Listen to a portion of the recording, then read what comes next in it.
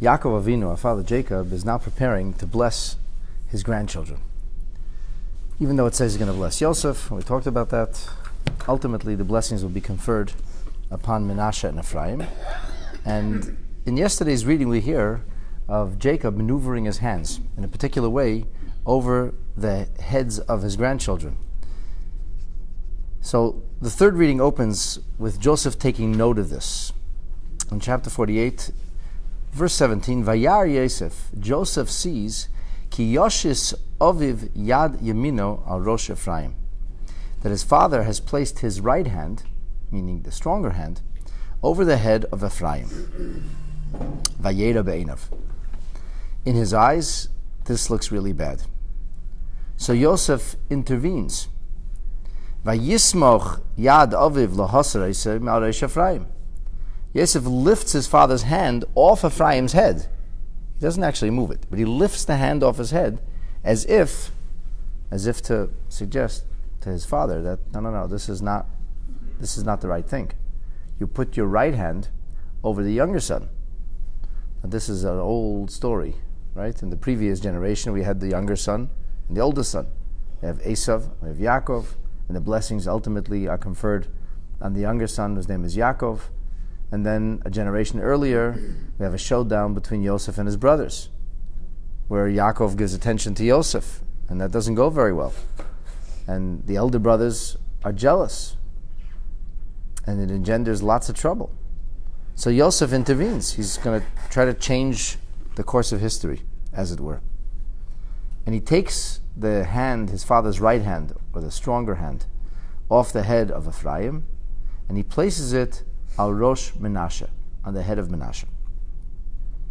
Rashi says, Yosef didn't actually move his father's hand. That would be outright insolence or chutzpah. He didn't actually move his father's hand.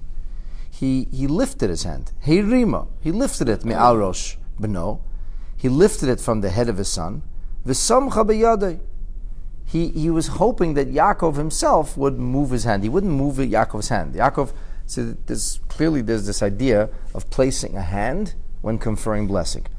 So Yaakov had maneuvered his hands in a way that his right hand was over the head of Ephraim, and his left hand was over the head of Menashe. So Yosef lifts his father's right hand. He lifts the hand. He doesn't move the hand. He's not going to intervene. He's not going to tell his father what to do. His father's the Rebbe. You don't mess around. This is the greatest person alive, the greatest Jew alive. The holiest, the closest to God, the person who has the vision of the future. He even knows when Mashiach's coming. He's just not able to talk about it, even though he wants to. He knows everything. He knows what he's doing. But Yosef's very uncomfortable with this. So he's kind of hoping he can stimulate his father's thought process. He just lifts the hand. Thinking maybe his father assumed that he had placed Menashe on his right, which meant that he would be now on Yaakov's left. And so just lifting the hand, just suggestive. Vayomer Yosef, then Yosef, in case his father doesn't understand what he's doing, Yosef says, Olaviv, lo kein avi. No, Dad, it's not. Don't worry, I knew what I was doing. I arranged the boys right. Ki zeh ha-bechor, this is the eldest. Sim yemincha al rosho. Please place your right hand on his head. Now, clearly, there seems to be some kind of a showdown here between Yosef and his father, to the point that Yosef is saying, no, that's not the firstborn. So the obvious question is, did not Yosef see his father maneuver his hands? It says, sikel es yadav. The word sikel comes to the word seichel. Seichel means father did this intelligently. It was a maneuver. It wasn't an accident. So the simple answer is, like the Rashbam talks about this, Rabbi Yosef B'chor Shor, they suggest that Yaakov was clearly maneuvering his hands, but Yosef thought he was probably maneuvering his hands because he assumed I made a mistake. He assumed that my right is his left and my left is his right, so Yaakov was doing this. So he wasn't really arguing with his father per se. It was as if to say, no, Dad, I arranged it that way to begin with. I know what you want to do. But of course, that's not the case. It's not the case at all. Now, I have to tell you that not all the Mefarshim agree with this approach. For example, the Ma'am Lois quotes numerous opinions suggesting that Yosef was afraid that his father was suggesting that maybe the children weren't so legitimate, that maybe Yosef didn't really get married, and maybe there was wedlock, and maybe he was trying to express his displeasure or something like this. So it's not so simple, because Yaakov could simply have said, I can't see, I'm blind, where's Menashe, where's Ephraim? Like, what's going on over here? Yaakov demurs, Vayimo'ein Aviv, his father demurs, Vayomer, he says, Yodati, V'ni Yodati, I know exactly what you're trying to do. I know who the firstborn is. I know what you did. Gam hu yi elam.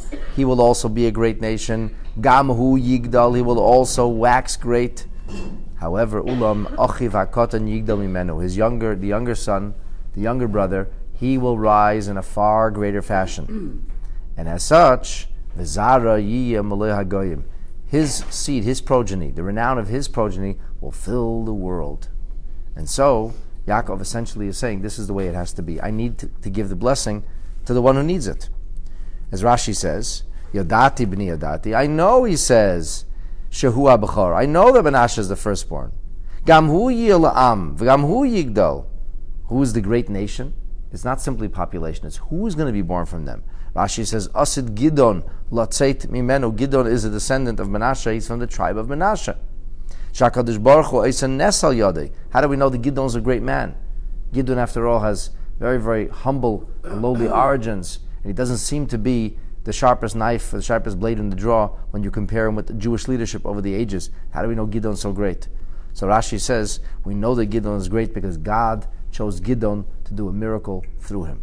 And if God chose Gidon to be the agent through which his miracles express itself, there's got to be something special about Gidon. So he's great too. However, his younger brother will have progeny that is far greater and therefore needs the blessing in a very different way. Which progeny does Yaakov allude to? Says Rashi, She'asad Yehoshua Latzis Mimenu. Joshua, the successor of Moses, who is from the tribe of Ephraim, he is the one who Yaakov has in mind. She'yanchil ha'aretz.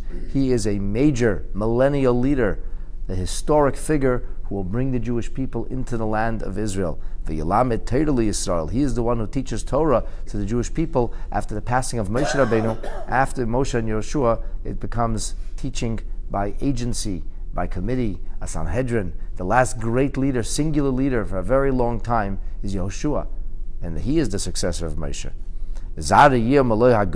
How will all the nations know about him? After all, this sounds like something great for the Jewish people. How has he become renowned amongst the nations? Rashi says, Kol ha'olam yismalei, the whole world will be filled with his renown, b'tseis shamai, as his reputation will spread internationally. Ushmai, and his name will become known by all. How? There was no Facebook then. How would everybody know about Joshua?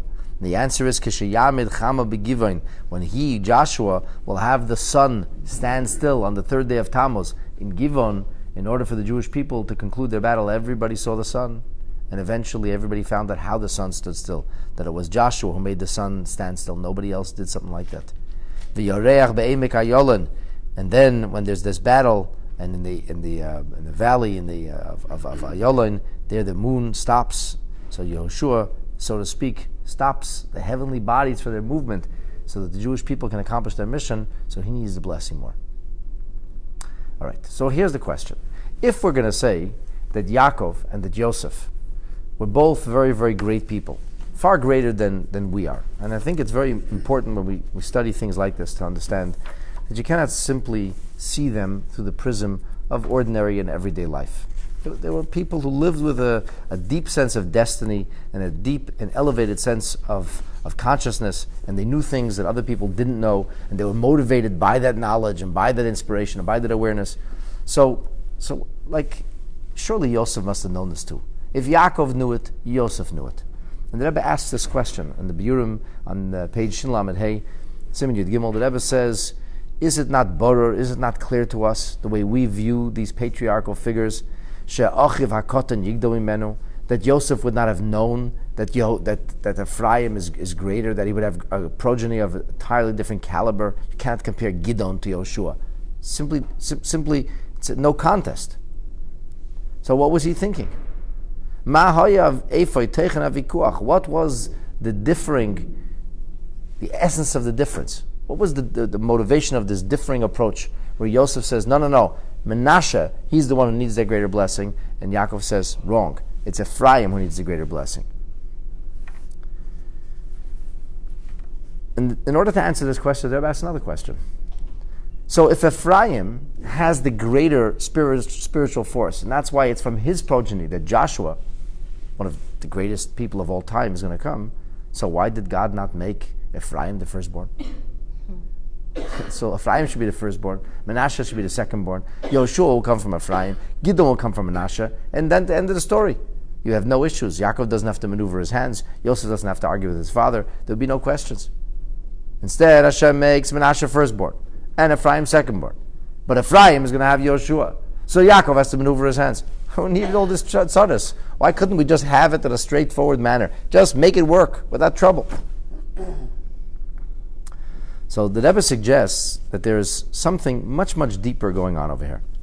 It's based on the commentary of the great Hasidic master, Rabbi Elimelech of Lizhensk, in his magnum opus called the Noam Elimelech. And he says over there's a discussion about the names of Ephraim and Menashe. We know the names are very meaningful. Actually, we see that especially with regard to the patriarchs and matriarchs, even more so with regard to the Shvatim, that the names are symbolic and remindful of energy and ideology and ideas. They're very powerful representations of who these people really are. So we see that the name of Menashe and Ephraim bitu b'shmoisam esayachas shel Yosef aviyim lishivasi b'Mitzrayim. Ephraim and Menashe represent the very different ways that Yosef looked at life in Egypt, which of course is a representation of Galut. Egypt is emblematic of all exiles till the end of time. Menashe was called that name by virtue of the yearning of Yosef. He had gaguim. He had this terrible yearning and desire to be back home. He was very lonely. He missed the land of Israel. He missed his family. As we see it, the Torah takes the time to share with us the thought process of Yosef when he names his son Menashe.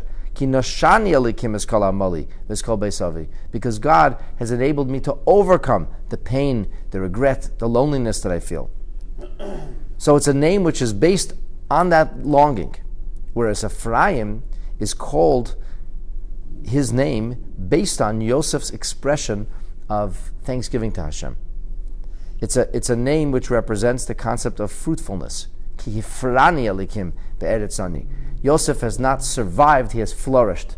Menashe represents survival. And survival represents the idea that life is difficult. I'm not really that happy here. I've been enabled to overcome. Whereas Ephraim represents triumph. He also says, not only did I survive, not only do I long and yearn for my home, but in fact, I've been remarkably successful. Hifrani, I've been fruitful here. And the Rebbe goes on further to suggest that these two names represent major themes in how the Jewish people should view our exilic reality as we go through the sands of time and move towards Mashiach. On one hand, every Yid has to feel a sense of Menashe, which means Lizker Tamid, to remember at all times and in every place, this is not the way things are supposed to be. This is not our real location. It's not who we really are. We cannot forget the fact that ultimately we are Eretz Yisrael Jews, that ultimately we want to go home to Beis Avi. And we have to be careful not to forget. It's very easy for us to sink into the comforts of exile and forget that in the end, ultimately, it's not who we really are. At the same time, you cannot obsess over this only. You cannot obsess over what's missing. You cannot focus singularly on the longing that we have for a better reality. We also have a responsibility to take the proverbial bull by the horns and make the most of our situation. Hifrani alikim. How do we triumph? How do we turn difficult circumstances around and make them a springboard for growth and spiritual development? How do we create the Tosefes of Or v'Kedusha? How do we add light of holiness and spirituality and goodness? And this ultimately, the Rebbe suggests, is the big argument between Yosef and between Yaakov. Yosef said, if I would forget where I came from, I never could have been Yosef. It's only because I constantly remembered where I came from that I was able not to be assimilated and not to sink into the spiritual quagmire that was Egypt of old. However, Yaakov's response is, indeed, Menashe came first. And it's true that the foundation has to be a longing for home and a realization that this is not who we really are, but that cannot be the focus. The ultimate blessing, the ultimate focus has to be on Ephraim, Hifrani Elikim, not on the negativity or what's missing, but rather on the positivity of how we utilize the circumstances to turn things around and to live as best we can, fulfilling the mission that HaKadosh Baruch Hu gave us. And in doing so, we are able to accelerate the process of redemption and the Golos, and Bezrat Hashem, go home to Eretz Yisrael with the coming of Mashiach, B'mheira u'biyameinu. Amen. Even though he doubted once, did he change his mind later?